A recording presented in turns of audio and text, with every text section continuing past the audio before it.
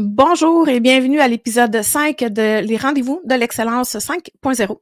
Alors, comme d'habitude, le but de notre rendez-vous est de vous présenter, de vous présenter des différents sujets qui aident à atteindre l'excellence opérationnelle en fonction de la nouvelle itération de la révolution industrielle, soit l'industrie 5.0. De plus en plus dans les organisations, on parle que c'est important d'avoir de l'agilité, d'avoir de la résilience, mais tout ça, ça se fait pas tout seul. Ça demande quand même un effort concerté de la part de l'organisation et ça se base beaucoup sur la sécurité psychologique que l'on peut offrir à nos équipes. Alors, aujourd'hui, j'ai le plaisir de recevoir Stéphanie et Joël de la boîte B à la 2 Consultation qui vont nous parler de la sécurité psychologique. Bonjour! Bonjour. Bonjour. Merci d'être là avec nous aujourd'hui et de venir partager votre expertise sur le sujet. Alors, pour commencer, on se lance. Qu'est-ce qui vous a amené à être intéressé dans le sujet de la sécurité psychologique? Stéphanie, on commence avec toi. Parfait. Merci d'abord là, de nous avoir ouvert l'invitation. C'est vraiment fort apprécié.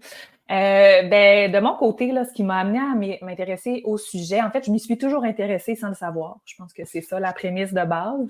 Moi, j'ai une formation en psychoéducation, donc j'ai été psychoéducatrice pendant quelques années. Puis à la base de ça, moi, ce qui m'a toujours intéressée, c'est de faire le bien autour de moi, d'aider, de m'assurer que les gens sont bien. Donc, ça avait vraiment passé par là. Puis maintenant, ce qui m'intéresse beaucoup dans la sécurité psychologique, c'est mon désir que je partage avec Joël, évidemment, de faire bouger les choses à notre bien humble façon. Donc, c'est vraiment ce qui nous a amenés là, ensemble vers tout ça. Puis évidemment, comme la majorité des gens sûrement qui sont avec nous aujourd'hui, la majorité des gens dans le monde du travail, on a tous vécu des expériences parfois plus ou moins agréables, où on s'est plus ou moins senti aussi en sécurité. Ça peut être psychologique, ça peut être physique aussi. Donc, ça prend racine là-dedans aussi, là, de mon côté. Donc, vraiment d'aller, pour pas utiliser un mauvais jeu de mots, là, contaminer le plus de gens possible là, avec cette idée-là que c'est important d'avoir de la sécurité psychologique dans nos organisations. C'est une bonne contamination, par contre. Oui, exactement. Ça, j'aurais aimé trouver un autre mot, là, mais... Oui, mais je comprends. Et toi, Joël? Une formulation plus positive, ouais, ça viendra peut-être. C'est très similaire. On a un parcours pas identique, mais assez similaire. Moi, j'ai un bagage académique, j'ai un bac en psychologie puis une maîtrise en éducation. Puis ce qui m'a intéressé, dans le fond, le passage de la psychologie à l'éducation, c'était cette espèce de volet-là préventif, agir en amont. Fait que oui, on peut agir quand il y a des situations qui se présentent. En fait, il faut agir quand il y a des situations qui se présentent, mais de réfléchir aussi à ce qu'il faut mettre en place pour éviter d'avoir à se rendre là et de travailler à constamment à avoir cette préoccupation-là de dire, y a-t-il des choses qu'il faut améliorer, y a-t-il des choses qu'il faut changer pour s'assurer que le contexte est favorable. Donc, moi aussi, c'est ce qui est en trame de fond, c'est justement le bien-être, puis l'atteinte du plein potentiel de l'être humain, dans le fond, peu importe son âge. En début de ma carrière, c'était plus dans le milieu éducatif avec les plus jeunes, mais comme on passe le clair de notre temps au travail comme adulte, puis que c'est là aussi qu'on peut avoir un grand impact sur la société, sur les autres, mes intérêts se sont un peu transposés vers le monde du travail. Oui, je comprends. Avant d'aller plus loin, je vais inviter les gens qui participent au podcast, au LinkedIn Live, utilisez le chat, envoyez-nous vos commentaires, envoyez-nous nos questions. C'est sûr que c'est un peu une direction de communication. Nous, on vous voit pas. Par contre, on peut interagir avec vous vis-à-vis le chat. Donc, écrivez vos questions, écrivez vos commentaires et on va les adresser au fur et à mesure qu'on avance pendant l'épisode. Même si vous voulez nous dire de où vous vous connectez pour suivre l'épisode, ça serait très bien de voir la portée ou de voir, et les gens sont basés où, voir si tout le monde est dans la neige et dans le froid et dans le soleil ou si vous êtes sur une plage ailleurs. Donc, n'hésitez pas à nous écrire sur le chat, on voit vos commentaires. Avant d'aller plus loin, c'est important d'asseoir un peu la fondation sur la conversation qu'on va avoir. Donc, on va y aller avec une partie plus théorique de la discussion, mais pouvez-vous nous définir c'est quoi la sécurité psychologique? Oui, ben, il y a plusieurs définitions qui existent. Celle qui est probablement la plus connue, c'est celle de Amy Edmondson, qui dit, en fait, elle est intéressante, sa définition. Nous, on aime la reformuler à la positive parce que c'est ce que ce n'est pas, dans le fond. Hein. En fait, la façon qu'elle le dit, c'est de pas avoir la crainte de poser des questions, de faire des erreurs, de poser un acte et de ne pas avoir peur de répercussions ou d'être jugé ou d'être mis à l'écart ou en tout cas toute forme de répercussions négatives. Sinon, il y a aussi Timothy Clark qui a, lui, comme définition que c'est une culture de vulnérabilité récompensée dans une organisation. Donc, pour lui, la façon de le formuler un peu plus positivement, c'est de dire, bien, on récompense des actes de vulnérabilité parce que poser des questions quand on n'est pas sûr, hein, je suis sûre que l'auditoire, toi-même, Véronica, on peut se ramener, même en classe à l'école où un prof dit, alors, est-ce que vous avez des questions ou répondez à la question puis tout le monde n'ose pas parce qu'il y a une part de nous qui ne veut pas être jugé, qui ne veut pas donner la mauvaise réponse, etc.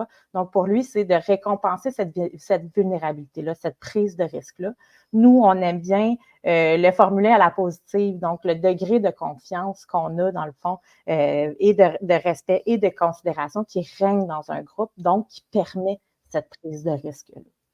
Je trouve ça intéressant la définition que tu viens de donner, puis ça m'a fait réaliser que moi, poser des questions, ça n'a jamais été un enjeu. Là. On pourrait demander à des anciens collègues qui trouveraient ça vraiment drôle, mais je pense que ma curiosité a toujours été plus forte que ma crainte de comment les autres étaient pour réagir par rapport à mes questions. Donc, il y a une question d'équilibre personnel aussi dans tout ça. Là. C'est l'ambiance. Puis d'expérience de vie aussi. Si on a appris, surtout si c'est un apprentissage qui s'est fait en bas âge, puis qui est répété à plusieurs reprises, qui se reproduit aussi dans le milieu du travail, ou des fois c'est subtil, hein, c'est un petit soupir, un petit roulement d'œil, un petit sourcil qui relève, que là tu fais, puis on est des machines à repérer ce genre de signaux-là. Puis dès que ça se produit, on arrête, puis là, on se remet en question, puis là, j'ai-tu dit quelque chose qu'il ne fallait pas, puis là, ben, la prochaine fois, je vais peut-être attendre. Puis le danger aussi, c'est que ça a un effet contagieux. C'est que les gens qui observent ces interactions-là vont avoir les mêmes réflexions, puis ils vont se poser la question aussi, est-ce que j'interviens la prochaine fois qu'il se passe quelque chose? Parce que elle, j'ai vu ce qu'elle a eu comme répercussion, ça ne me tente pas d'être à sa place. Mais ça, c'est vrai que tu as raison, c'est en lien avec la personnalité, avec le vécu. Il y a des gens qui, peu importe, ils ont naturellement envie de brasser le statu quo puis de poser les vraies questions. Puis, c'est tout à leur honneur parce qu'ils n'ont pas ce frein-là naturel. Mais la majorité des gens ont des freins comme ceux-là. Puis, dites-moi, ben, généralement, là, dans le milieu du travail, quand on parle de sécurité, on parle, en tout cas, moi, je pensais automatiquement à la fameuse pyramide de Maslow. Les définitions que vous venez de donner sont un peu différentes de ce qu'on a vu avec les concepts de Maslow. C'est quoi le lien, ou est-ce qu'il y a un lien entre ce que vous abordez dans la sécurité psychologique et qu'est-ce que Maslow a présenté ou ce que sa pyramide ou le diagramme de la pyramide présente? Tu es, Stéphanie? Je te laisse y aller, Joëlle. Parfait. Bien, dans le fond, la pyramide de Maslow, c'est une façon de comprendre les besoins fondamentaux humains. Hein. C'est stratifié. Puis la façon que Maslow en parlait, c'est qu'à la base, tu as un besoin de sécurité, tu as un besoin d'affiliation, tu as différents besoins. Puis pour être bien, puis idéalement s'épanouir, ce qui est au bout de la pyramide, bien, il faut remplir chacun de ces besoins-là. Puis à la base, il faut se rappeler aussi à l'époque là, où ça a été développé, cette théorie-là, il y avait aussi une notion de bienveillance qui n'était pas encore intégrée dans les cultures, puis de comment on interagit les uns avec les autres. Donc, l'étage du bas, si on veut, c'est vraiment de la sécurité, d'être en sécurité physique et psychologique, mais dans le sens de ne pas être face à des dangers. Donc, de ne pas être face à des risques à notre intégrité physique et psychologique. Donc, c'est l'absence de violence, d'incivilité, ce genre de choses-là. Alors que, avec la définition qu'on a donnée de la sécurité psychologique, bien, on voit que c'est ailleurs puis que c'est fait à travers l'ensemble de la pyramide. Puis aussi, bien, il y a plusieurs recherches autour, entre autres, de théorie de la motivation qui ont démontré que les besoins fondamentaux humains ne sont pas hiérarchisés comme ça, en fait, que c'est plutôt sont plutôt interreliés, puis il n'y en a pas qui sont qui ont préséance sur les autres. C'est vraiment des besoins qu'il faut tous combler à part égale, si je puis m'exprimer comme ça. Oui, donc la pyramide, dans une pyramide, on le voit vraiment comme si c'était une hiérarchie, que ça en prend un pour atteindre l'autre, mais la manière que tu l'expliques, c'est que ça prend le tout, peut-être à des niveaux différents dans chacun, puis pour chaque personne, mais ça prend le tout, sinon on n'atteint pas ce modèle-là. Exact. L'épanouissement puis l'actualisation de soi, dans le fond. Le but, c'est d'être bien puis d'atteindre son plein potentiel. Mais pour ça, ben c'est parce que, tu sais, on peut y penser, on peut avoir de la sécurité physique, on a un toit, on est bien, puis là, il arrive une situation, on perd notre travail, puis on n'a plus cette sécurité financière-là, mais on a quand même encore besoin d'affiliation, de liens sociaux, on a quand même besoin de se réaliser. Donc, c'est là où, avec le temps, on se rend compte, c'est pas tant une hiérarchie, c'est des besoins qui sont plus sur le même plan, mais qui sont différents. Exact. Je comprends. Alors, si on ramène ça au monde, si on sort un peu de la théorie, puis on amène ça dans le pratico-pratique, qu'est-ce que vous voyez aujourd'hui qui sont les besoins dans les organisations par rapport à la sécurité psychologique? Mais c'est sûr que, tu sais, la sécurité psychologique, c'est vraiment que ça favorise un environnement où chacun peut être authentique, hein, et participer activement sans avoir peur du rejet ou de l'isolement, comme Joël le disait.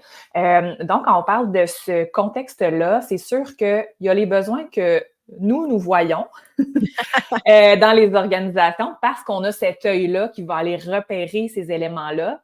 Et il y a les besoins qui nous sont amenés par les organisations. Okay. Donc, ceux qu'on voit de notre côté, c'est sûr qu'il y a le besoin d'un meilleur climat de sécurité psychologique. Là, on ne s'en sort pas.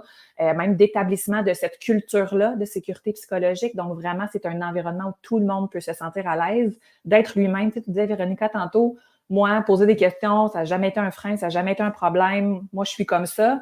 Mais il y en a des gens qui sont aussi un peu plus introvertis.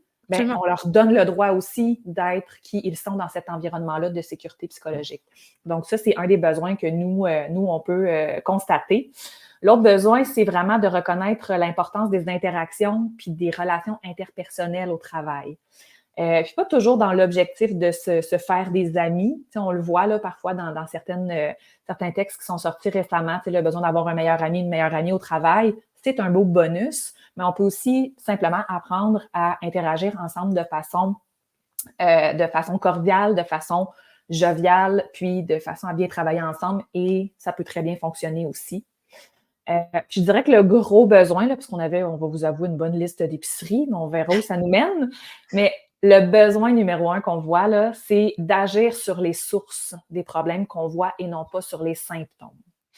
Là, je te rejoins complètement parce que c'est ça qu'on fait en amélioration continue aussi, parce que sinon, on fait juste tourner en rond. Fait que je te rejoins complètement. Continue. Exact. Ben, puis tu sais, les symptômes qu'on peut voir, puis ça, c'est là que les besoins que les entreprises nous amènent un petit peu là, dans leur discours, ben, parce que c'est ce qui est à leur portée, c'est ce qui a le plus d'incidence sur leur emploi puis le fonctionnement de leur entreprise. Donc, c'est normal.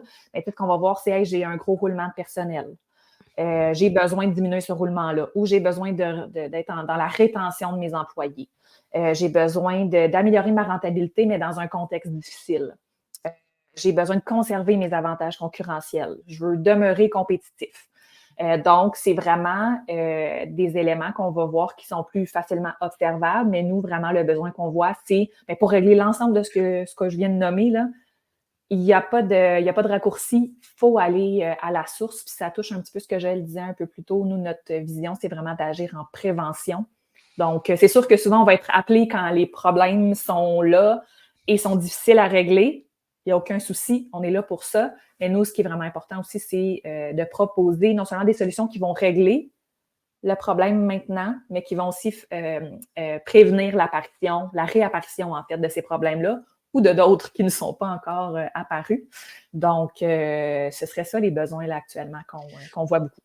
Mais je trouve ça intéressant, Stéphanie, ce que tu apportes, parce que quand on a fait le premier épisode où on parlait de l'éthique, c'était un peu le même constat. C'était que les entreprises ont tendance à se tourner vers des spécialistes de l'éthique, et j'imagine des spécialistes comme vous, en réaction à un problème, parce que là, c'est rendu trop lourd, on ne sait plus trop comment le gérer, donc on va chercher de l'aide. Mais on ne bâtit pas le réflexe de dire on pourrait le travailler en amont pour éviter de vivre le problème, parce que, puis on le voit même pour nous là, dans la gestion des opérations, on voit un peu la même chose. La planification, elle est souvent perçue comme une perte de temps, fait qu'on embarque direct dans l'action.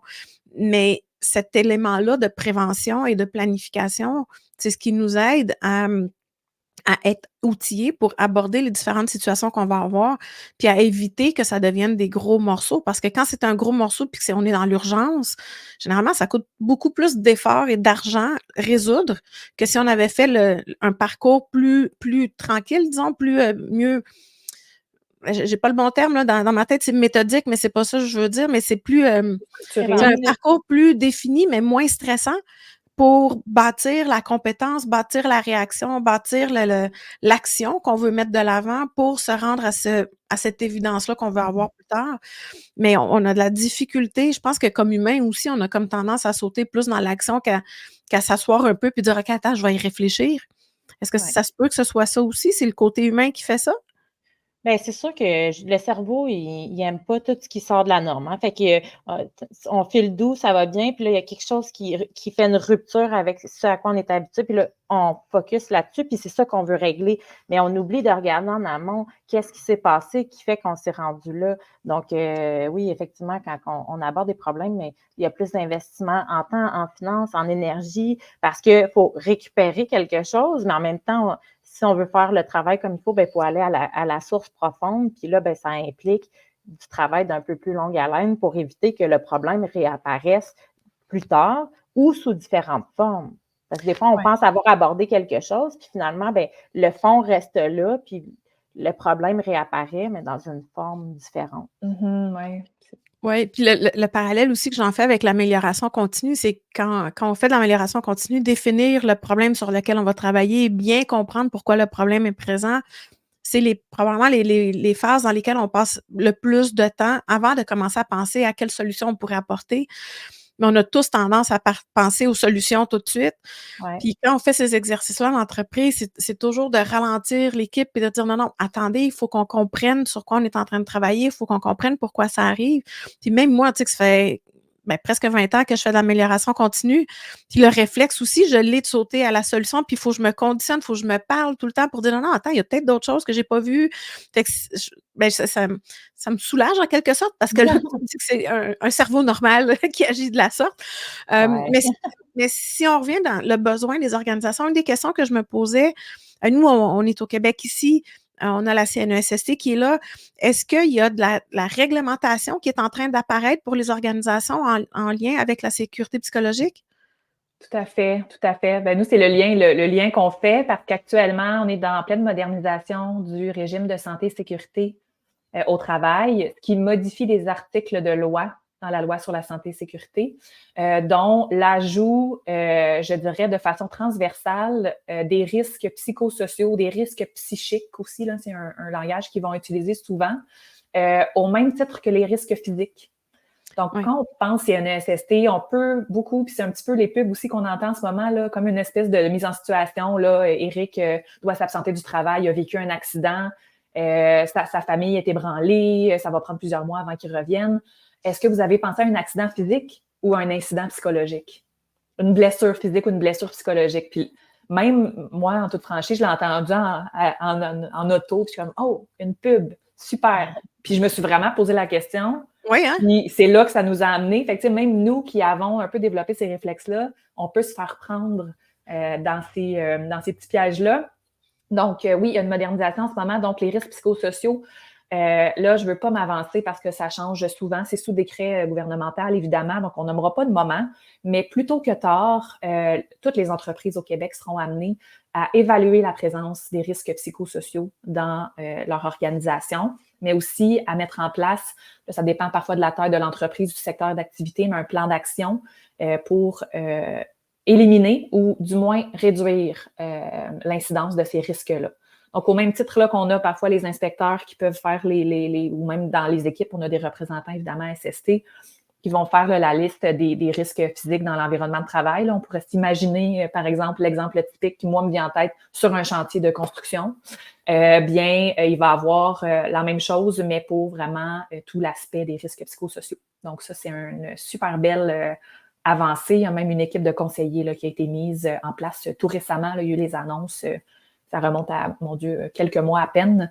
Des gens qui ont vraiment été une équipe qui a été mise sur pied là, pour conseiller puis favoriser la prévention là, de ces aspects-là aussi. Donc, nous, le lien qu'on fait avec ça, donc comment on passe de la sécurité psychologique aux risques psychosociaux? Bien, les risques psychosociaux, comment on va les évaluer? C'est souvent en parlant avec les gens. Donc, on va poser des questions. Les risques psychosociaux, il y en a plusieurs. Encore une fois, il y a plusieurs nomenclatures qui existent. Mais on peut parler de charge de travail, on peut parler de reconnaissance, on va parler aussi d'autonomie décisionnelle, de soutien des collègues et du supérieur immédiat, pour n'en nommer que quelques-uns. Bien, pour se sentir à l'aise de parler de ces éléments-là, bien, il faut être dans un climat de sécurité psychologique. Dans le sens que si je sais que c'est une culture où si je nomme quelque chose qui fonctionne moins bien ou qu'on pourrait améliorer, bien, je me fais toujours soit couper la parole ou on m'ignore ou on me dit ouvertement « là, tu es en train d'être négatif, on ne parle pas de ça ici ». Ben, carrément réprimandé parce que tu as fait un commentaire. Exact. Ben, c'est certain que la personne ne va pas être encline à dire ben, c'est sûr que la charge de travail, hein, c'est fou, c'est pesant. La charge émotionnelle qui s'en accompagne aussi. Donc, c'est le lien, nous, qu'on fait beaucoup entre la sécurité psychologique. La sécurité psychologique, en fait, pour nous, c'est vraiment une condition presque essentielle là, à une évaluation, mais vraiment une observation concrète là, des risques psychosociaux qui sont en place dans certaines organisations. Puis même une amélioration, hein, ça fait partie aussi, si on veut éliminer certains risques psychosociaux, bien, il faut mettre en place une culture de sécurité psychologique dans nos organisations, puisqu'il y a un gros morceau qui est là. Pas uniquement, mais un gros morceau. Oui, pour challenger justement le statu quo, de dire, ben nous, on a toujours fonctionné comme ça, hein, on peut être souvent... même, tu sais, c'est pas de la mauvaise volonté, là, mais c'est parfois le discours qu'on va avoir parce que le changement, évidemment, ça fait peur. On n'est pas non plus des bêtes qui adoreront le changement de façon générale, les humains étant ce qu'ils sont. Donc, ça nous prend une petite dose de plus là, de motivation pour y arriver. Mais c'est sûr que ça va faire partie des choses qu'on va entendre. Là. Mais moi, ce que j'entends dans ce que vous dites, par contre, c'est que la capacité d'une organisation à reconnaître les risques qui sont là et à vouloir avoir la volonté de faire des changements pour augmenter cette sécurité-là, ça part vraiment de l'équipe de gestion. Ça part de l'équipe de gestion, puis ça part de la culture de l'organisation. Parce qu'on peut dire à un niveau, je ne sais pas moi, les supérieurs entre leurs employés, on peut dire, nous, ici, on est en sécurité psychologique, mais si plus haut, c'est pas le même message. Ça vient de tout défaire, là. C'est bien ça? Oui, puis de toute façon, la sécurité psychologique, tu sais, on peut clamer qu'on l'a puis qu'on met des choses en place pour l'atteindre, mais ça se passe vraiment au niveau des interactions quotidiennes dans les équipes de proximité. C'est-à-dire que au sein d'une même entreprise, ça peut être très variable d'une équipe à l'autre, le degré de sécurité psychologique. D'ailleurs, une des études qui a fait vraiment beaucoup avancer ce concept-là dans les dernières années, c'est une étude qui a été menée par Google au début, je ne sais plus quand, dans les années 2000, mais c'est assez récent. Là. Puis, dans le fond, ils voulaient savoir pourquoi il y avait des équipes hautement performantes qui étaient capables de résoudre des problèmes vraiment complexes. Ceux qui sont intéressés, là, ça s'appelle le projet Aristote. Et puis on a la chance d'avoir des équipes nombreuses à travers le monde, donc avec différentes cultures. Et puis, ils se sont rendus compte qu'il y avait un élément qui était transversal, qui était partout, puis c'était la sécurité psychologique. Donc, les équipes qui ont un climat de sécurité psychologique entre eux, donc qui sont capables de se challenger, qui sont capables de remettre en question, sont beaucoup plus innovantes, sont beaucoup plus capables de faire de la résolution de problèmes et atteignent leurs objectifs plus rapidement, de façon plus efficiente. Donc, c'est vraiment le point commun. Peu importe les capacités, les habiletés, l'intelligence, les diplômes, le facteur qui expliquait la différence, c'était la sécurité psychologique. Fait que, même dans une entreprise, d'une équipe à l'autre, ça peut être totalement différent avec les conséquences qui viennent avec, les résultats qui viennent avec. Penses-tu, Joëlle, que ça serait possible quand on aura fini que tu mettes le lien vers l'étude ou s'il y a de l'information que les gens peuvent aller lire? Je pense que ça pourrait être intéressant. Oui. Mais effectivement, je pense que j'ai vu un livre, moi, écrit sur le sujet, là, le Best Performing Teams, puis je ne l'ai pas lu, j'ai vu juste la page couverture, mais je pense que c'est de ça que ça parlait aussi, mais c'est quand même intéressant. Puis, tu parlais résolution de problèmes et innovation. Dans des entreprises où il y a une culture d'amélioration continue et d'innovation, ce qui est essentiel, c'est d'être capable de faire des tests puis d'avoir des échecs. Plus on a d'échecs, malheureusement, plus on va avoir de réussites, c'est statistique. Mais en même temps, c'est que c'est cette capacité-là de tester des idées, puis de voir si elles réussissent ou pas. Et quand c'est non, elles n'ont pas réussi, on apprend quand même quelque chose de l'exercice. Donc, ça nous permet d'aller un peu plus loin dans l'innovation, dans la résolution de problèmes. C'est critique. Fait que si on est dans des organisations où le droit à l'erreur n'existe pas, on peut pas s'améliorer parce que on n'arrivera jamais du premier coup à la bonne solution ou à la bonne innovation. Donc, l'élément de sécurité psychologique pour être capable de se tromper, de prendre une décision qui est peut-être pas la meilleure, de tester quelque chose qui est pas la meilleure des solutions, c'est critique. Bon, c'est sûr, il faut le mettre dans le contexte de l'organisation aussi. Il faut pas nécessairement se tromper sur des projets à 8 millions de dollars tout le temps. Faut avoir des barèmes et des balises avec lesquelles on peut travailler pour avoir le droit à cette erreur-là sans qu'il y ait trop de répercussions dans l'organisation. Mais c'est critique. Même quand on parle de résilience et d'agilité, on a besoin aussi de la sécurité psychologique. Ça va ensemble. La résilience dans une équipe, on la travaille, on la développe parce qu'il y a cette confiance entre l'équipe, parce qu'il y a cette communication-là qui fait en sorte qu'on est capable d'échanger sur qu'est-ce qu'on voit qui s'en vient, de prédire qu'est-ce qui peut s'en revenir, d'anticiper la problématique qui s'en vient, mais surtout de travailler ensemble pour la surpasser le plus rapidement possible. Mais cet effort-là, ça prend une pratique. Là. C'est pas juste...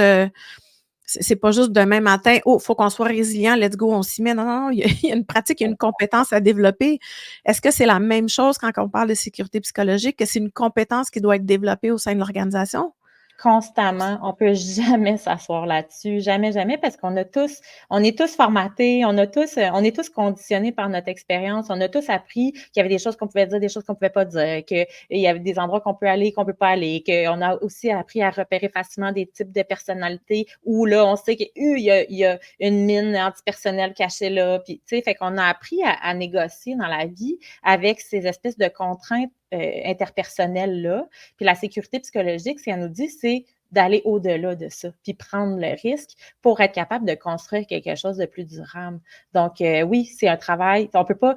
la sécurité psychologique, ça ne se déclare pas. Il faut y travailler intentionnellement puis activement à tous les jours. Puis même Stéphanie et moi, on y travaille activement à tous les jours. Quand il se passe quelque chose, on dit pas, nous, on travaille là-dessus. Non, c'est arrivé des moments où on s'assoit, attends, là, j'ai senti quelque chose, tu as eu une réaction, je suis pas sûre de comment l'interpréter, aide-moi, si ça t'a dérangé, on va l'adresser. Mais ça demande du courage, c'est même quand on est à l'aise avec la personne, parce qu'on se met en position de vulnérabilité quand on fait ça, puis dans ce temps-là, on veut être accueilli. Fait que oui, ça se travaille constamment, puis il faut accepter aussi de faire des erreurs, puis d'avoir à replacer des choses, repositionner.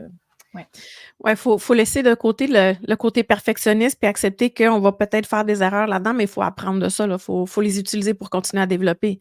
Oui, des opportunités d'apprentissage. Puis, tu sais, une autre chose qu'on voit beaucoup dans le concept de sécurité psychologique, parce qu'il y a des gens qui vont penser que c'est se sentir bien en tout temps.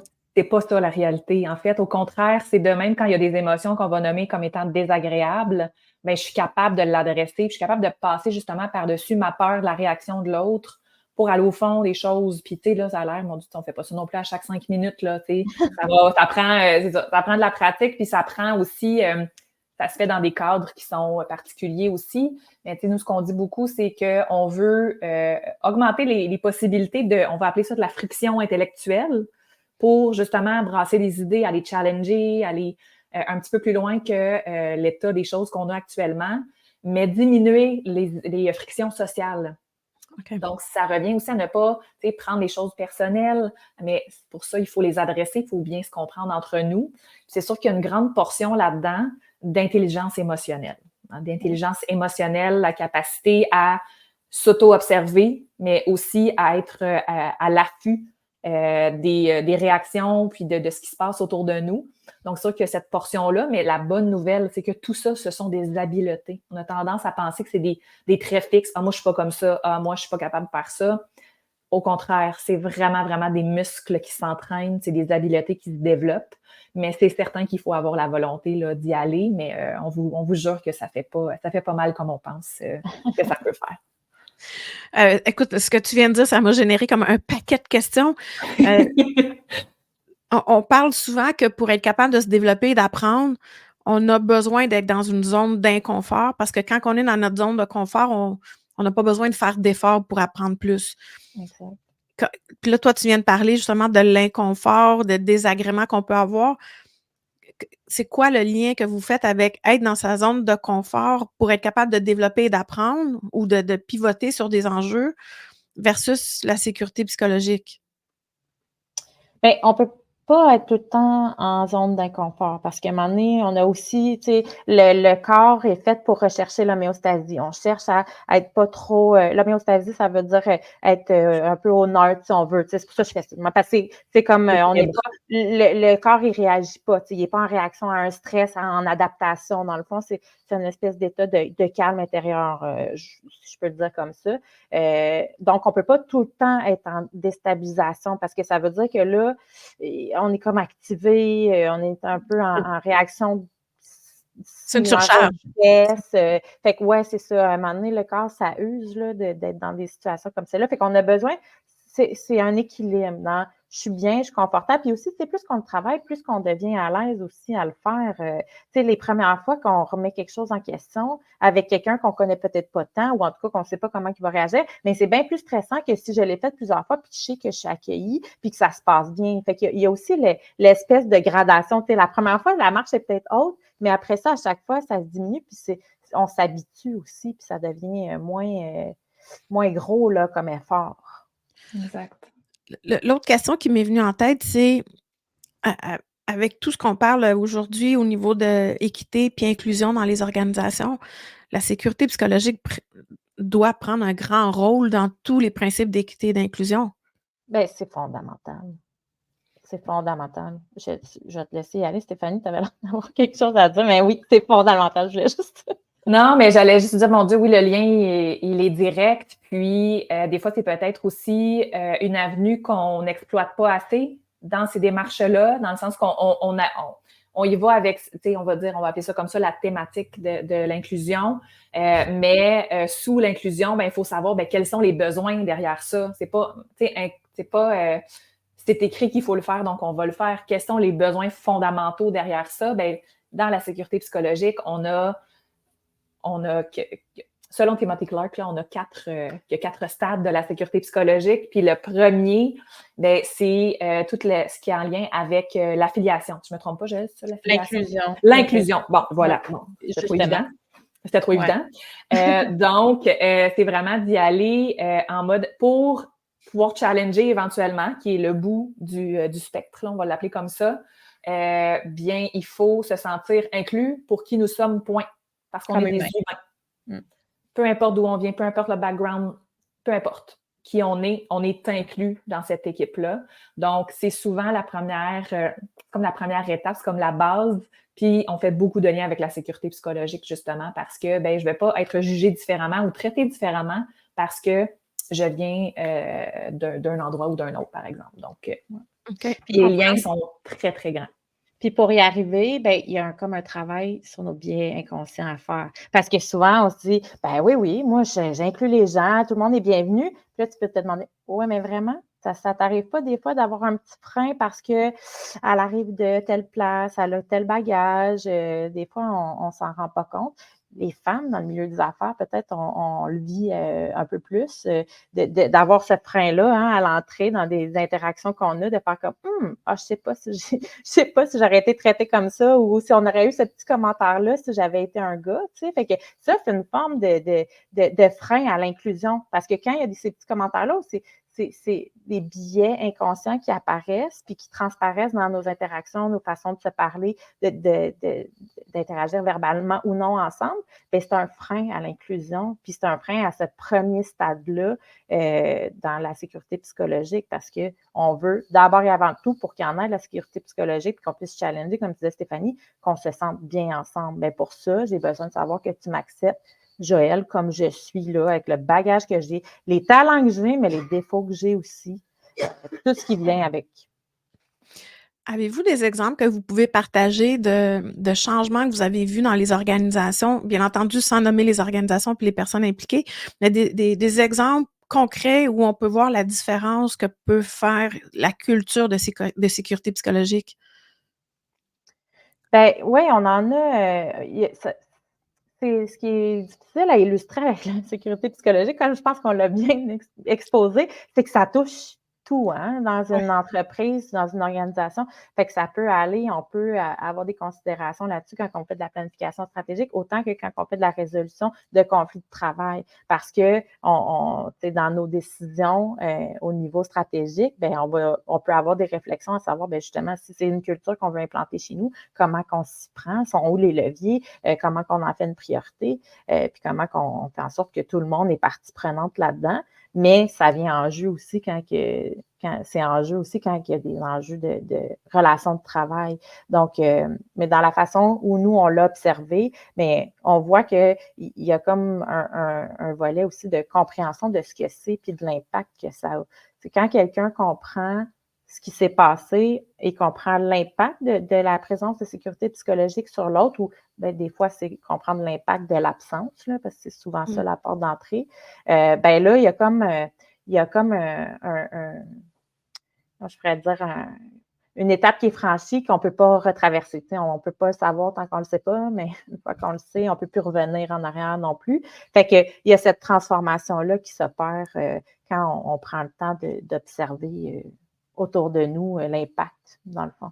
Absolument. Puis, on l'a nommé un peu plus tôt, mais des impacts vraiment concrets, là, ça va être plus de capacité d'innovation. J'ai pas peur de me tromper. Ben, je vais y aller puis je vais la proposer, mon idée, même si ça sort beaucoup, beaucoup de la boîte qu'on avait tracée au début. Ben, j'ai pas peur d'y aller parce que ben, je suis dans un climat de sécurité psychologique. Moi, je peux pas m'empêcher de dire un bien-être général. T'sais, imaginez, enfin, pour certaines personnes, se lever le matin et ne pas avoir la boule de la crainte des interactions que je vais avoir dans mon milieu de travail aujourd'hui. C'est gros, ça fait une énorme différence dans la vie des gens. Ça, ouais. Puis une meilleure santé globale, je sais qu'on est comme plus, un peu plus haut niveau, là, mais une santé globale, autant physique que psychologique, parce que ça a été démontré que dans une grande proportion, des troubles musculo-squelettiques, là, vraiment physiques, physiologiques, sont reliés à une atteinte psychologique. Ouais. Le corps va faire ça, là, il va somatiser, il va transférer la douleur psychologique en douleur physique.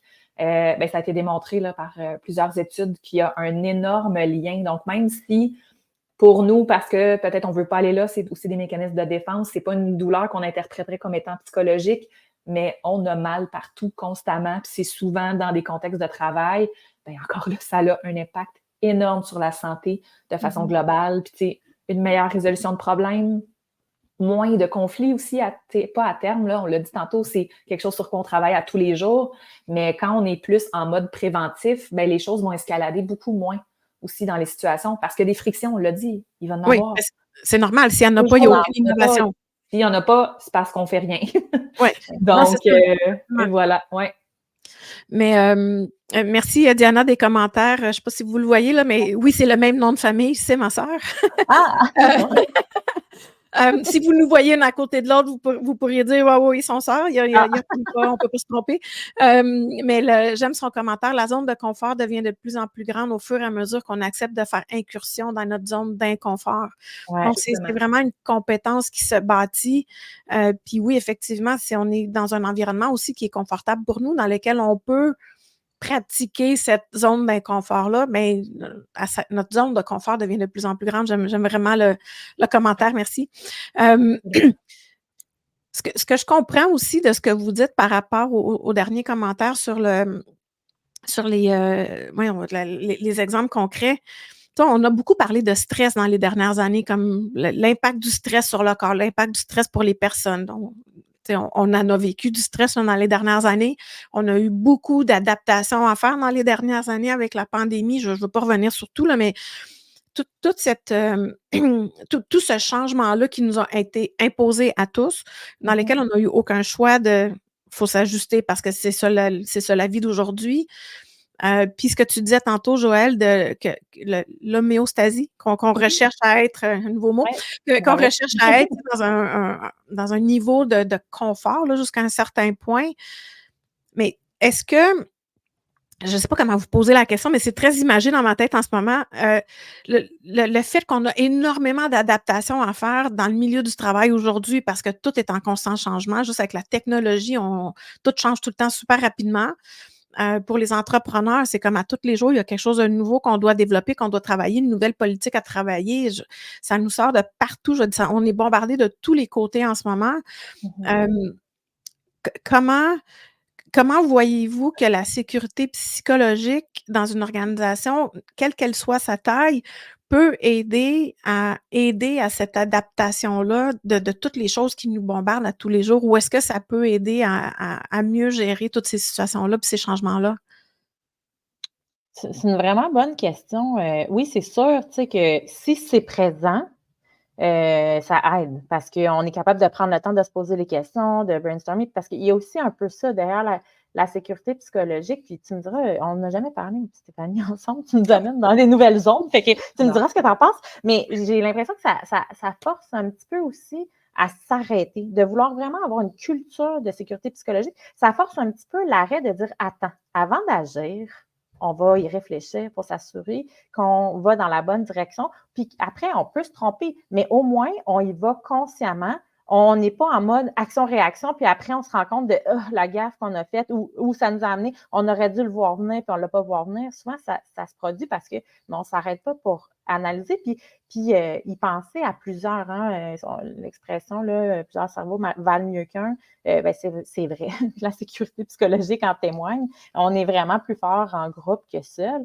Donc, il y a un peu ça, l'espèce de nécessité de s'arrêter et de dire, attends, OK, où est-ce qu'on s'en va? Comment?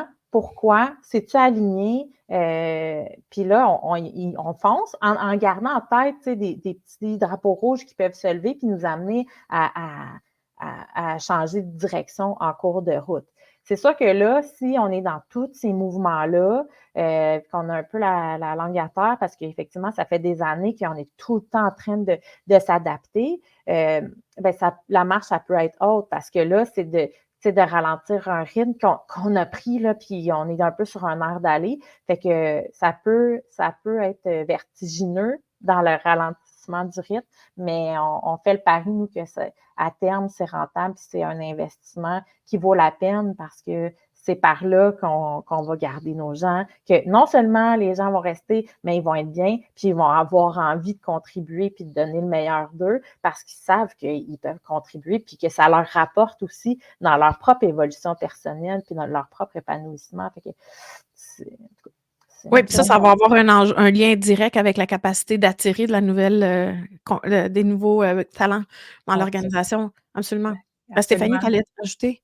Moi, ce qui m'interpelle beaucoup, c'est ta notion d'adaptation. Hein. Moi, dans mon passé en psychoéducation, la notion centrale de la psychoéducation, pour ceux qui peut-être connaissent moins cette profession, c'est l'adaptation. C'est pas la normalité, c'est pas l'optimisation, c'est l'adaptation. Donc, moi, je pense que quand on est dans un climat de sécurité psychologique, les adaptations qui sont possibles sont encore, sont encore plus nombreuses de ce qu'on peut faire parce que on peut être un peu aussi à la merci, évidemment, d'entrepreneuriat, dans les entreprises, aux normes qu'on se fait imposer. Donc, il y a différentes lois qui sont passées. Il y en a une très récente, je pense, qui met beaucoup de la capacité d'adaptation de nos entreprises à rude épreuve, pour ne pas la nommer, la loi 25, tout ce qui est entourant la confidentialité, tout ça. Si on a un climat de sécurité psychologique qui permet la prise de risque puis le challenge, on va peut-être être en meilleure posture pour s'adapter efficacement à ces changements-là. Donc, ça ne veut pas dire que ça va être moins difficile. Comment je dirais ça? Ça ne va pas mobiliser nécessairement moins d'énergie, mais au moins l'énergie qu'on va mettre, on va pouvoir la mettre sur l'adaptation et pas sur les frictions que c'est en train de créer à l'interne parce que là, on considère qu'un tel n'a pas fait sa job et on peut penser à tout ce qui peut advenir là, dans ces moments-là. Quand le stress monte, nos capacités d'adaptation aussi sont un petit peu moins disponibles. Donc ça, on a un climat où on peut en parler ouvertement, où on peut exprimer ses idées, on peut exprimer aussi ses préoccupations, prendre le temps de s'arrêter. Je te le dis tout de suite, je suis tout à fait d'accord avec ce que tu as apporté. Puis ça peut donner l'impression des fois qu'on fait moins. On est beaucoup on aime beaucoup être dans l'action. Pour se sentir efficace, pour sentir qu'on contribue, il faut faire quelque chose. Mais parfois, s'arrêter pour réfléchir, c'est la meilleure chose qu'on peut faire aussi. C'est nécessaire. C'est pas juste la meilleure chose, mais c'est nécessaire pour être capable de faire les prochaines choses aussi. Exactement. Mais quand tu mentionnais que le fait de mettre l'accent sur l'adaptation et non pas sur la friction qu'on peut avoir dans l'organisation parce qu'on a la sécurité psychologique, ça m'a fait penser à la question que je vous posais, là, comme entrepreneur, on est bombardé de plein de trucs qu'il faut faire, des réglementations, conformités, tout le kit qu'il faut développer. Mais le fait qu'on est dans une organisation où il y a de la sécurité psychologique, est-ce que ça l'aide pas à la délégation des tâches en confiance, en sachant que les gens vont être non seulement outillés, mais ils vont se sentir capables de faire des propositions, même s'ils n'ont pas le pouvoir décisionnel au bout sur toutes les choses, mais le fait qu'il y a cette sécurité psychologique-là, il me semble que ça va donner la capacité aux gens de s'avancer, de dire hey, moi, je pourrais la prendre, cette charge-là, je pourrais la travailler puis te la représenter. Puis ça pourrait désengorger un peu tout le poids qui est sur les épaules des entrepreneurs. Oui. Ben, Oui. je ferai un pas de plus, là, peut-être suivez-moi si vous le voulez bien, mais donner la permission à l'entrepreneur, au chef d'entreprise, au dirigeant de dire je suis dépassé par cette demande-là. C'est mon travail puis c'est pas d'être, tu sais, quand on parle de vulnérabilité, tout ça, là, c'est pas, ça peut l'être, hein, c'est très accepté de mettre tous ses tripes sur la table et tout, là, c'est juste de lever la main et de dire j'ai besoin d'aide dans cet élément-là. Est-ce qu'il y a des gens parmi vous qui avez des expériences, de l'intérêt à le développer? On va pouvoir se tromper ensemble, on va pouvoir avancer là-dedans, mais là, la gang, j'ai besoin de vous. Tu sais, ça va dans les deux sens, là. Nous, c'est vraiment le pari qu'on fait aussi. C'est pas juste de donner cette permission-là, entre guillemets, aux employés, à ceux qui sont plus dans l'opérationnel. Ça part, comme tu le disais en tout début, ça part d'en haut, là. Ça part de nos dirigeants. Donc oui, absolument. Puis si, comme employé, moi, j'ai quelqu'un comme ça qui est en posture, on va dire, d'autorité quand même par rapport à moi, qui est mon patron, ma patronne, peu importe, moi, ça va non seulement favoriser le fait que moi, je peux me sentir aussi que je peux contribuer puis que je peux l'aider de façon très concrète, mais pour moi, c'est un très grand signe aussi que je peux être en confiance dans cette organisation-là parce que la personne qui occupe ce rôle-là devient un modèle, évidemment, pour les autres. Ça veut dire que tout le monde a le droit de lever la main puis de demander de l'aide aussi. Mm-hmm. C'est un des éléments critiques dans la résilience aussi, d'être dans un environnement où on est capable de demander de l'aide, où on est capable de dire ça nous dépasse, on n'est pas là, je le sais pas, qui peut m'aider? C'est un des éléments importants là, pour être capable de bâtir la résilience organisationnelle. Fait que c'est écoutez, je trouve notre conversation fascinante. Il nous reste encore quelques minutes, donc je relance l'invitation. Si vous avez des questions, des commentaires, n'hésitez pas à utiliser le chat. On les voit passer, donc on va les adresser, les questions. Donc, je vous invite à les utiliser. Concrètement, comment est-ce qu'on intègre la sécurité psychologique dans les organisations? C'est quoi vos recommandations? Si je peux me lancer en premier, c'est vraiment de comprendre ce qui est à l'œuvre actuellement, comprendre dans quoi on s'inscrit. Parce que quand on est, puis là on va prêcher pour évidemment notre paroisse, nous, on va beaucoup prôner le fait d'avoir de l'aide qui est relativement neutre, qui est externe aussi, dans des contextes comme ceux-là, parce que ça va nous aider là, à décoller le nez de l'arbre pour voir la forêt au complet. Donc, c'est sûr que nous, une approche qu'on aime proposer, c'est un diagnostic. Comment ça se passe actuellement. Puis, tu sais, c'est pas obligé d'être un diagnostic de sécurité psychologique. Là. Parfois, c'est un peu déstabilisant quand on est moins familier là, avec ce terme-là.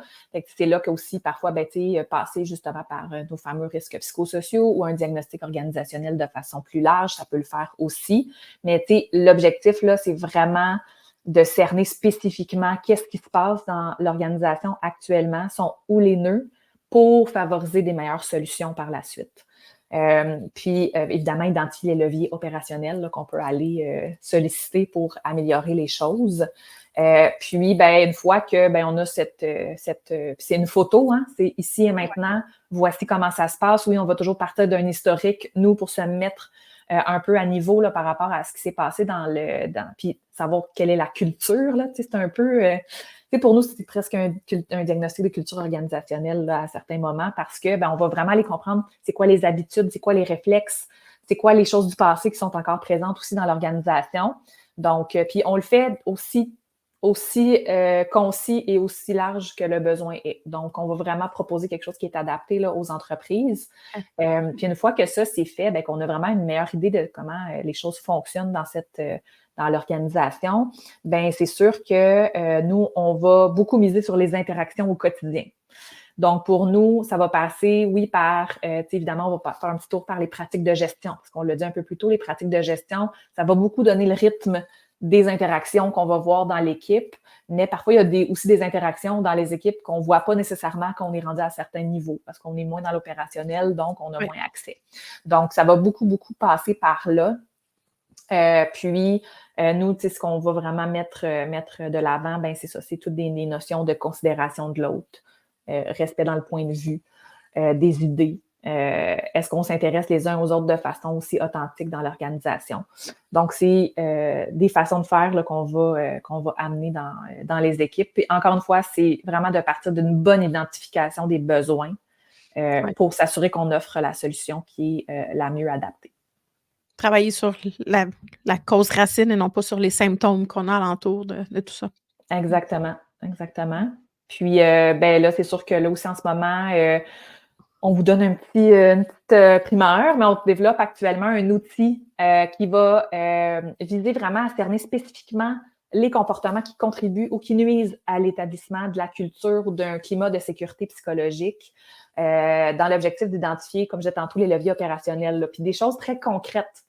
Parce que, oui, on a quand même toutes les deux, moi et Joël, une passion pour la recherche universitaire et la connaissance de façon générale. Mais nous, notre souci, c'est vraiment d'amener ça sur le terrain. Parce qu'il y a tellement de connaissances qu'on a maintenant sur ces sujets-là. C'est fou, même nous, on s'y perd. Il faut vraiment qu'on s'organise. C'est là qu'on a eu l'idée de rassembler tout ça parce que ben, ça fait partie d'un tout sous le grand chapeau des interactions professionnelles. Donc, c'est comme ça qu'on souhaite accompagner, là, évidemment, toutes les entreprises qui ont ce besoin-là.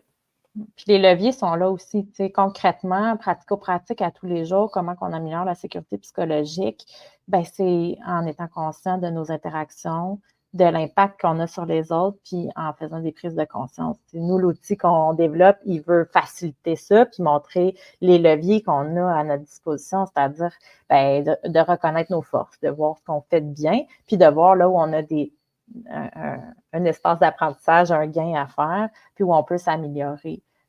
Fait que souvent, c'est par là que ça passe aussi, voir l'impact qu'on a, puis en prendre acte. Hein. Souvent, on passe vite, là, surtout au travail, OK, on règle des affaires, on règle des dossiers, on fait un meeting, on s'en va ailleurs, mais de prendre le temps, puis de regarder, oups, tu sais, un peu comme l'exemple que je donnais tantôt, ben j'ai vu que tu as réagi, j'aimerais ça qu'on aille au fond de ça pour voir qu'est-ce qui se cache derrière cette réaction-là, puis l'adresser. C'est un début. Oui, tout à fait. Je pose toujours la question, c'est quoi le lien avec l'excellence opérationnelle et la sécurité psychologique? Puis je pense qu'on en a parlé quand même pas mal au travers de toute la discussion, mais moi, j'y vois vraiment beaucoup, beaucoup, beaucoup de liens. Mais je pense que peut-être le lien ultime là, que je peux voir, là, c'est que quand il n'y a pas de sécurité psychologique dans l'organisation, c'est très difficile d'atteindre l'excellence ou même de faire de l'amélioration continue. La sécurité va nous permettre la capacité puis l'ouverture de poser les questions, de challenger le statu quo, de tester des nouvelles solutions, de tester des idées, de pratiquer l'innovation. Sans ça, sans la sécurité psychologique, on ne peut même pas concevoir de travailler les autres éléments parce qu'il n'y a juste pas de place à se challenger, à se poser ces questions-là. Donc ça, c'est le lien, là, je pense, le plus important que j'y vois. Puis par rapport à mon concept de l'excellence 5.0, où on vise vraiment beaucoup la résilience et l'agilité, la sécurité psychologique aussi est un pilier indissociable pour être capable d'atteindre la résilience et l'agilité. Est-ce que vous voyez d'autres éléments de votre côté? Ben moi, je ferais juste un peu de pouce sur ce que tu viens de dire. J'ai écouté, si jamais vous êtes intéressé, je pourrais mettre le lien, c'est en anglais malheureusement, mais Timothy Clark, qui est un chercheur qui a travaillé beaucoup, qui travaille activement sur le concept de sécurité psychologique, qui est une de nos sources d'inspiration importantes, a un podcast, puis il a fait un épisode sur justement le lien entre l'agilité et la sécurité psychologique. Puis pour lui, je trouvais ça vraiment intéressant, puis j'avais moi-même fait ces observations-là. C'est juste une façon différente de parler de la même chose parce que à la base, ceux qui ont développé la méthode agile, bien, c'est ça qu'ils voulaient. Ils voulaient être capables de se nommer les problèmes en cours de route pour pas arriver au bout de la production puis faire « aïe, ça marche pas, faut tout recommencer ». C'est une façon de dire on se donne des méthodes pour s'offrir de la sécurité psychologique. Mais il n'y avait pas ce langage-là. Fait que donc, effectivement, on peut dire que c'est à peu près, en tout cas, c'est dans la même famille. Si c'est pas la même chose, là, on est vraiment, vraiment pas loin. Ben, je trouve ça intéressant que tu parles de la méthode agile. La méthode agile, elle est basée sur les mêmes écrits qui a permis de développer la culture lean, la gestion par le lean. C'est vraiment les mêmes outils, c'est les mêmes philosophies de base. La différence, c'est que la méthode agile, elle est surtout utilisée dans le monde informatique, mais ils se sont créé une méthodologie qui est propre à eux, qui est ce que moi, je recommande à toutes les organisations. Essayons pas de copier ce que Toyota a fait chez eux. Vous n'êtes pas Toyota. Donc, il faut apprendre de l'expérience de ces autres organisations-là qui ont mis ça en place et après ça, comprendre qui nous, on est comme organisation et voir comment on peut intégrer la méthodologie à notre DNA. Pas l'inverse. Le copier-coller, c'est sûr que ça ne marchera pas. Puis c'est pour ça qu'on voit beaucoup de cas où ça ne fonctionne pas, où la culture d'amélioration continue ne fonctionne pas dans les organisations parce qu'on a tout simplement essayé de faire un copier-coller. Ça ne marchera pas. Si on ne sait pas qui on est, c'est quoi qui nous fait avancer, c'est quoi nos valeurs, c'est quoi nos principes de base sur lesquels on travaille, puis on ne peut pas intégrer la culture d'amélioration continue à l'intérieur de ça. L'inverse, ça ne marchera pas. Donc, je trouve ça intéressant que tu abordes la méthode agile à cause de ça. Ouais. Ben oui, puis ça fait un lien direct avec nos façons de fonctionner aussi. Tu sais, un petit peu, pour nous, c'est primordial que l'entreprise ait une bonne compréhension de comment ils fonctionnent actuellement, c'est quoi leur valeur. C'est un peu le lien qu'on fait aussi avec toutes les démarches de planification stratégique. Là. Parfois, c'est là aussi la porte. La porte s'entrouvre parce que on a une ouverture à le faire. Il faut que la culture, si on veut mettre en place une culture de sécurité psychologique, il faut que ça découle de ces valeurs-là, puis de cette vision-là et de cette mission-là aussi. Donc, tout ça là, fait vraiment partie d'un grand tout. Là. On finit comme d'habitude avec les 3 constats que je fais de notre conversation. Puis là, il y a des points 1, point 2, point 3, point 4. Fait que on va s'en tenir à 3 pareil, mais le premier, c'est alentour du leadership. La démarche doit partir du leadership. Il doit y avoir une concertation au niveau de l'équipe de leadership de vouloir mettre ça de l'avant. Mais plus loin que ça prend leur implication et leur participation au quotidien pour s'assurer que les équipes de proximité sont en mesure de le faire vivre aussi. Ça se vit pas juste au leadership, ça se vit partout, mais opérationnellement, c'est vraiment les équipes d'opération qui doivent le vivre beaucoup. Donc, le leadership doit vraiment être impliqué dans l'organisation dans son ensemble. La deuxième, comme on a parlé de l'éthique au début des épisodes, la sécurité psychologique, je le vois comme une compétence qui se développe parce qu'on a pris conscience de qu'est-ce qu'on fait aujourd'hui, de qu'est-ce qu'on pourrait faire de différent, de comment les autres sont impactés par la manière qu'on travaille, qu'on communique et qu'on agit. Donc, c'est une compétence, en fait, qu'on n'atteindra peut-être jamais le summum parce qu'il faut toujours la travailler. C'est une compétence qui est toujours en développement. C'est ce que j'en retiens. Le troisième élément, c'est là où j'ai peut-être beaucoup de sous-points, mais le premier, c'est que même si c'est l'équipe de leadership qui doit faciliter cette conversation-là, la sécurité psychologique s'atteint par un travail en équipe. C'est pas juste une personne qui peut essayer de mettre ça de l'avant, c'est vraiment une équipe au complet qui doit avoir cette vision-là, qui doit se dire, qui doit se challenger constamment sur comment est-ce qu'on fait les choses, comment est-ce qu'on communique les choses pour être capable d'améliorer la sécurité de tous et chacun. Ça prend c'est là je rentre dans mes sous-points, ça prend une volonté très grande de l'équipe parce que je comprends ce que vous dites, l'importance de, quand on a vécu quelque chose, c'est important de prendre le temps, d'après ça, aller comprendre pourquoi c'est arrivé, comprendre c'est quoi la réaction qu'on a vue. Donc, ça prend quand même une grande volonté de l'équipe de faire ces suivis-là, de prendre le temps de discuter tranquillement pour comprendre et non pas pour accuser ou pas pour se défendre, mais vraiment pour comprendre. Donc, je pense que ça prend une grande volonté pour pouvoir avancer. Ça prend aussi de l'humilité. C'est quelque chose qui est peut-être nouveau pour beaucoup de personnes. Fait que ça prend l'humilité de dire « je ne le sais pas trop je comprends pas trop, j'avais pas pris conscience que je faisais ça, donc je veux le comprendre en parlant avec toi pour pouvoir l'améliorer. Ça prend une grande collaboration. Ça se fait pas encore là, ça se fait pas tout seul, c'est un travail d'équipe, fait qu'il faut vraiment être dans la collaboration pour pouvoir le faire avancer et le dernier sous-point que j'y vois dans le travail d'équipe, c'est qu'en fait, c'est qu'on apprend ensemble à développer cette compétence-là. Puis c'est correct qu'on arrive, même comme équipe de leadership, c'est correct qu'on arrive en disant c'est nouveau pour tout le monde. On va apprendre, on va le développer ensemble et on va le faire à notre manière pour que ça parle notre langage et que ça s'intègre dans notre culture. Donc, c'est avoir l'humilité de se dire on n'a pas la réponse, mais on va l'apprendre ensemble puis on va le développer ensemble. Mhm. Ouais, Est-ce j'aime que le vous terme, j'aime le terme humilité parce que ça fait lien avec la vulnérabilité qui souvent est perçue négativement parce qu'on a l'impression de se mettre à nu alors que l'humilité, il y a quelque chose que j'aime bien de ce mot-là aussi. Mais oui, je trouve que tu résumes parfaitement. Ceux qui n'ont pas vu, qui veulent juste comprendre rapidement, ils ont juste à écouter ton wrap-up. Ben, j'espère qu'ils vont prendre le temps d'écouter tout parce qu'il y avait beaucoup d'éléments super intéressants. Stéphanie, Joël, je vous remercie énormément de votre présence aujourd'hui. J'ai beaucoup appris et j'espère que les gens qui ont été avec nous ont également beaucoup appris. Entre-temps, je vous laisse. On se revoit le 17 janvier 2024. Donc, entre-temps, si vous l'écoutez live aujourd'hui, je vous souhaite à tous des joyeuses fêtes. Une belle nouvelle année 2024 remplie de santé et de super beaux souvenirs et des beaux moments à passer avec famille et amis. Merci encore à vous deux. On se reparle très bientôt. Merci, Véronica. Merci. Merci tout le monde.